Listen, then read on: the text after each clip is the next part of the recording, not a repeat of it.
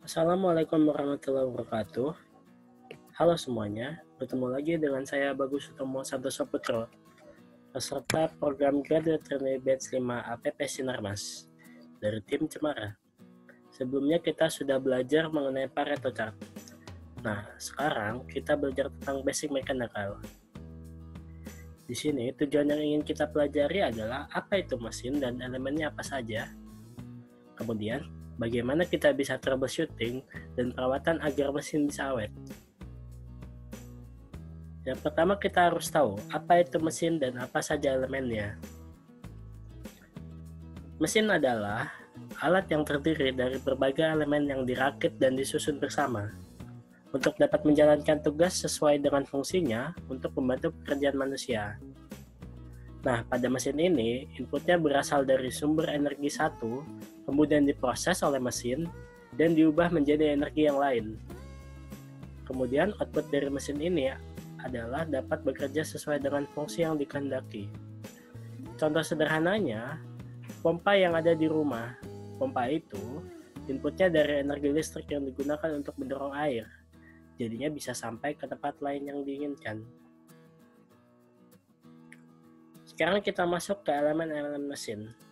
Elemen ini yang dimaksud bukan elemen api, air, tanah, udara, kayak Avatar ya, tapi bagian-bagian yang menyusun mesin ini. Nah, di mesin ini, elemennya punya fungsi masing-masing.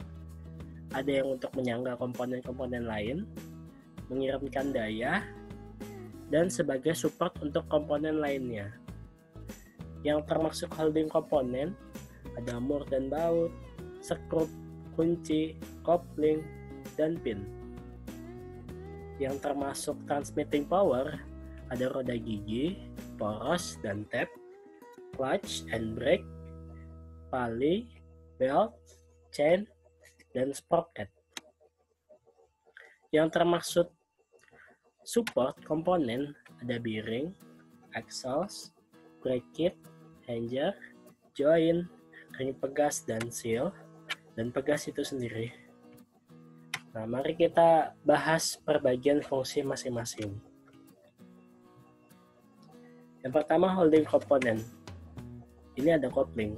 Kopling ini adalah kopling bagian yang diam, yang berfungsi untuk meneruskan dan memutuskan putaran dari poros penggerak ke poros yang digerakkan.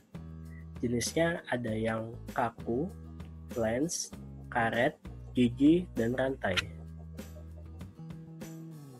Selanjutnya ada keys. Keys ini biasa kita sebut pasak, yang biasa digunakan di shaft untuk menjaga elemen berputar seperti gear, pulley, sprocket, dan mencegah gerakan relatif antara keduanya. Keys ini juga bisa digunakan sebagai pengencang sementara. Nah, jenis pasak ini ada pasak pelana, pasak rata, pasak benam, dan pasak single. Sekarang kita masuk ke bagian transmitting power element. Yang pertama ada gears atau roda gigi.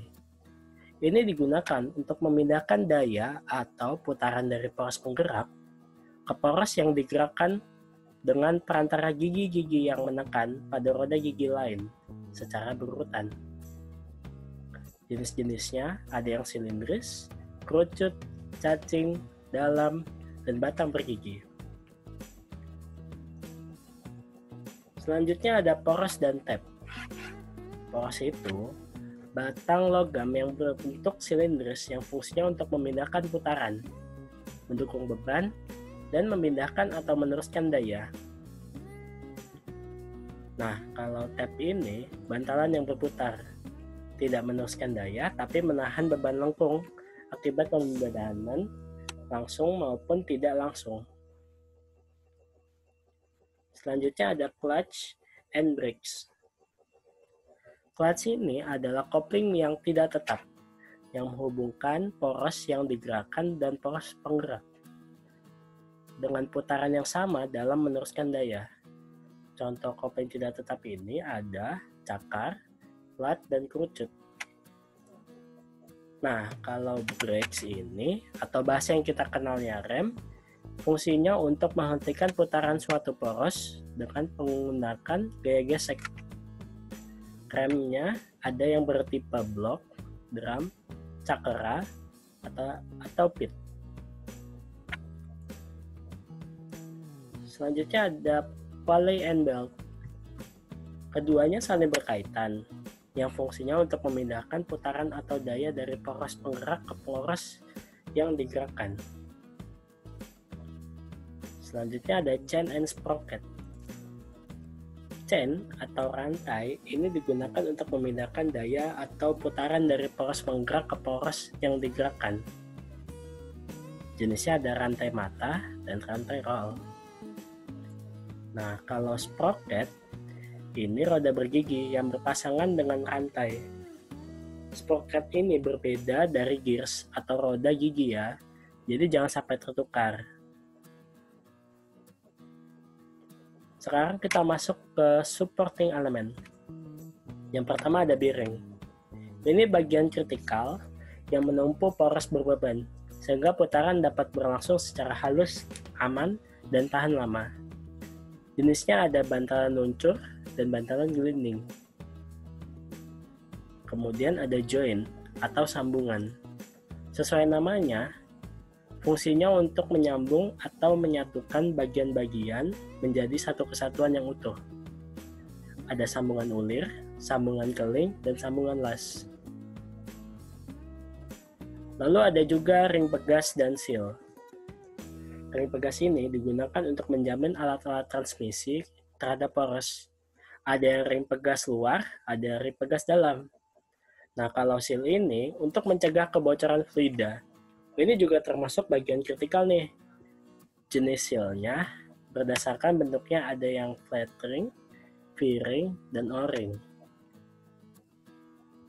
Yang terakhir nih, ada pegas.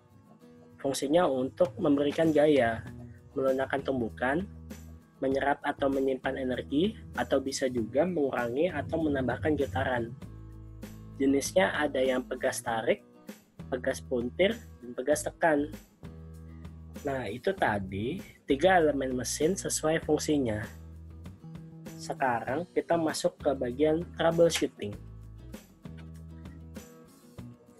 Yang pertama ini ada pelumasan. Tujuannya untuk melindungi bagian mesin dari kerusakan selama beroperasi, sehingga bisa bertahan lebih lama. Nah, gimana biar bisa tahan lebih lama? Kita tinjau dari fungsinya.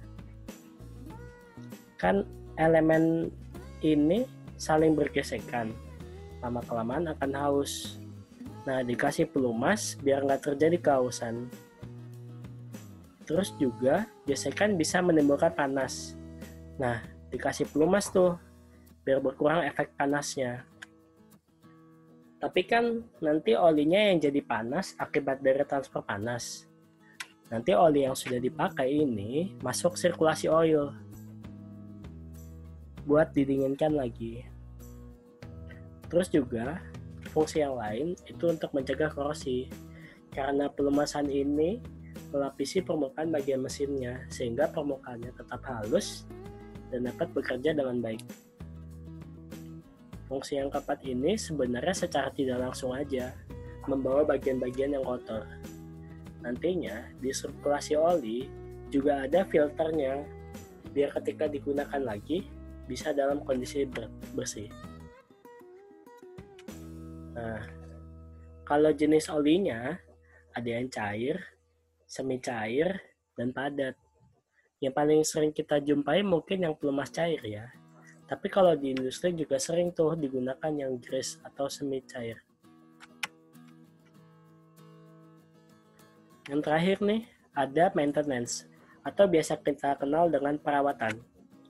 Fungsinya biar menjaga mesin bisa bekerja secara prima. Nah, ada 3 istilah umum tuh. Preventive maintenance, predictive maintenance, dan corrective maintenance. Preventive maintenance tuh buat pencegahan dan pengecekan rutin.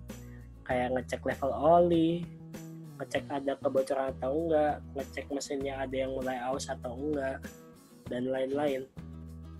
Sebenarnya nggak cuma ngecek doang, tapi kalau ternyata pas inspeksi ada yang perlu ditangani, langsung terjun aja. biar teratasi, terus nggak ada masalah yang muncul lagi.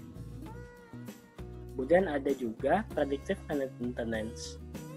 Ini berdasarkan pengamatan pengukuran kayak gimana tingkat getaran mesin, gimana kebersihan oli, atau yang lainnya, biar bisa menentukan kapan maintenance selanjutnya bisa dikerjakan.